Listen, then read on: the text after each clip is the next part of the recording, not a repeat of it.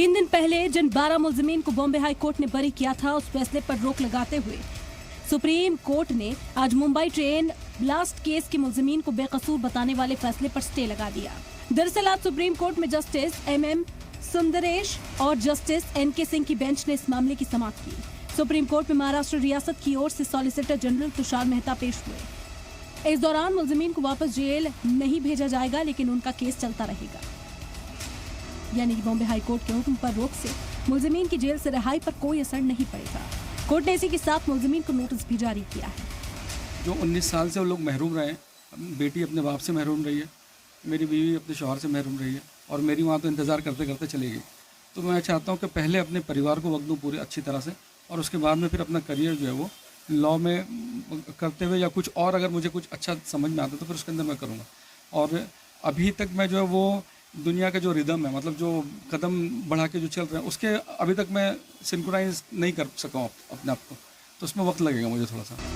उधर मामले में मुलजिम मोहम्मद अली का कहना है कि उनकी 19 साल की जिंदगी जेल में गुजरी है।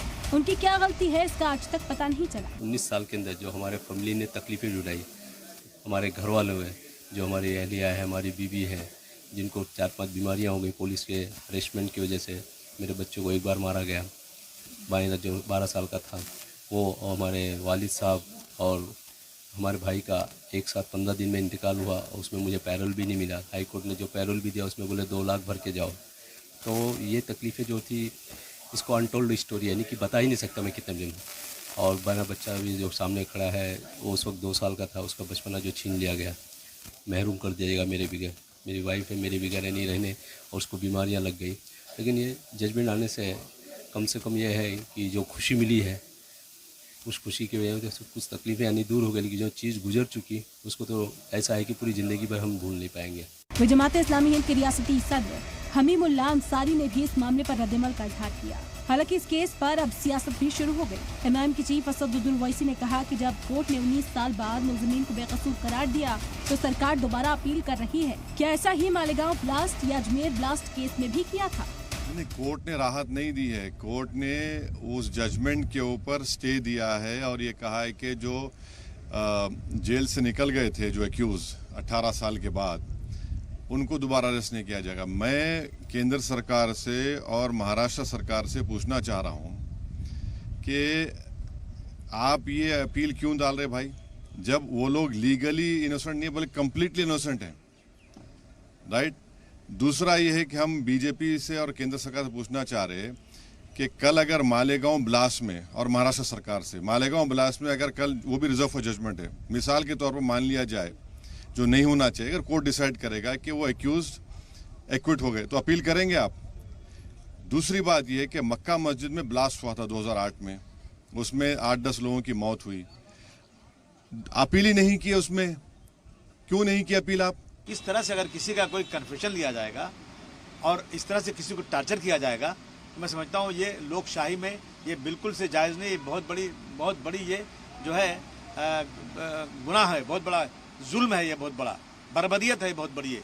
इस तरह से अगर किसी को पकड़ के कुछ आप लिखवा लेंगे और उसको सज़ा दिलवा देंगे तो मैं समझता हूँ कि अभी भी इंसाफ बाकी है। हाई कोर्ट ने एक फैसला किया, हम बहुत खुशी हुई इस बात की, और अभी ये सुप्रीम कोर्ट में गया है। सुप्रीम कोर्ट में जाएँ ये लोग, कुछ भी करें लोग, मैं समझता हूँ कि सांच को आँच क्या। मैं इस बात को मजबूती से कह सकता हूँ, मैं लेमैन हूँ, लेकिन मैं इस केस को जानता हूँ। इन लोगों ने जानबूझ करके इनको फंसाया है। उस वक्त के जो ऑफिसर थे उनकी नाकामी, अपनी नाकामी छिपाने के लिए इन्होंने छिपाया है। ब्लास्ट हुआ है, इनको सही जिन्होंने ब्लास्ट किया है उन मुजरिमों को पकड़ना चाहिए और इंसाफ दिलाना चाहिए। अगर कोई ब्लास्ट करे और छूट जाए और उसके बदले आप किसी और को फंसा करके आप बताएं कि ये दोषी है, मैं समझता हूँ ये इस मुल्क का बहुत बड़ी तौहीन है, अदालत की तौहीन है ये। 11 जुलाई 2006 के कैलेंडर में दर्ज यही वो मनहूस तारीख है जब माया नबी की दौड़ती भागती रफ्तार भरी जिंदगी पर महज 11 मिनट में ब्रेक लग गया था। महज 11 मिनट के अंदर सिलसिलेवार 7 धमाकों ने महाराष्ट्र की राजधानी मुंबई को कभी न भूलने वाला जख्म लिया। मुंबई की लोकल ट्रेन में दहशतगर्दाना हमला हुआ था। दहशतगर्दों ने सिलसिलेवार बम धमाकों से माया नगरी को दहला दिया था। इस हमले में 189 लोगों की जान गई थी और 827 लोग जख्मी हो गए थे। उधर गुजरे 3 दिन पहले हाई कोर्ट ने फैसले में उन 12 लोगों को जेल की काल कोठरी में नाकुर्दा गुनाहों की सजा काट रहे, लेकिन आज के सुप्रीम कोर्ट के फैसले ने उन जख्मों को फिर हरा कर दिया। ब्यूरो रिपोर्ट, सलाम टीवी।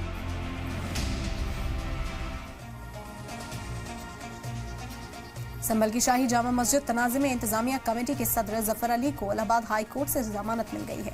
जस्टिस समीर जैन ने कोर्ट नंबर 82 में समाअत के बाद जमानत अर्जी मंजूर कर ली। संभल शाही जामा मस्जिद के जफर अली पिछले 4 महीने से मुरादाबाद जेल में बंद थे। वकील इरशाद अहमद ने बताया कि जस्टिस समीर जैन ने वकील और उनकी दलीलों को सुनने के बाद जमानत मंजूर कर ली। जफर अली को संभल मस्जिद के सर्वे के दौरान हुए तशद्दुद में मुजाहिरीन को भड़काने के इल्जाम में गिरफ्तार किया गया था। इस मामले में समाजवादी पार्टी के MP जियाउर रहमान बर्क और समाजवादी पार्टी के MLA इकबाल महमूद के बेटे सुहेल इकबाल भी नामजद हैं।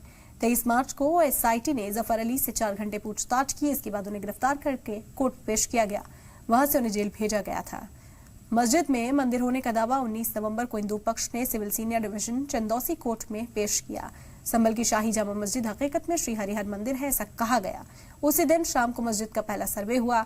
दूसरा सर्वे 24 नवंबर को किया गया। सर्वे के दौरान इकट्ठा हुई भीड़ और फिर पुलिस के बीच झड़प हुई। पुलिस फायरिंग में 6 मुजाहिरीन की मौत हो गई। इस मामले में मस्जिद कमेटी के सदर जफर अली समेत कुल 96 अफराद को जेल भेजा गया था।